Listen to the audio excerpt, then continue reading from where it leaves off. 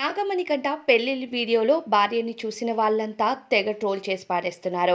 అలా ఉంటుంది, ఇలా ఉంటుందేమో అని అనుకున్నాము. కానీ నాగమణికంట చెప్పిన దానికి తన భార్యను చూస్తే అసలు సంబంధం లేదు అంటూ కామెంట్స్ చేస్తున్నారు. నాగమణికంటను చూసినప్పుడు గత సీజన్లో పల్లవి ప్రశాంత్‌ని గుర్తు చేసుకున్నారు అందరూ. హౌస్‌లోకి వెళ్ళిన తరువాత తెగ ఎమోషనల్ అయ్యాడు. సింపతి గేమ్ ఆడుతున్నాడు అని చెప్పి సగం మంది అంటే ఆయన ఎమోషన్ నిజం అంటూ సగం మంది అన్నారు. అయితే ఫస్ట్ వారం నామినేషన్స్‌లోకి నాగమణికంట ఎంట్రీ ఇచ్చిన తర్వాత ఖచ్చితంగా నాగమణికంట ఎలిమినేషన్ అవుతారు అనుకున్నారు. కానీ ఆయన సింపతి ఆయనకి బాగా వర్కౌట్ అయింది. విష్ణుప్రియ తర్వాత ఆయనకే ఎక్కువ ఓట్స్ వచ్చాయి మిగతా కంటెస్టెంట్స్ అందరికంటే. అంటే నాగమణికంట ఈ వారం సేఫ్ అయిపోయాడు. ఎలానో ఒకలాగా మొదటి వారం నామినేషన్స్ నుంచి సేఫ్ అయ్యి రెండో వారంకి జంప్ అయ్యాడు నాగమణికంట. అయితే ఈ తరుణంలోనే నాగమణికంట వివాహంకి సంబంధించిన ఒక వీడియో బయటికి వచ్చింది. అందులో నాగమణికంట తండ్రి కూడా కలిసే ఉన్నారు. తండ్రి, చెల్లి, అందరి కుటుంబం అంతా బాగానే ఉంది. అయితే తల్లి మరణించిన వెంటనే హౌస్ నుండి బయటికి వెళ్ళిపోయానంటూ నాగమణికంట చెప్పారు.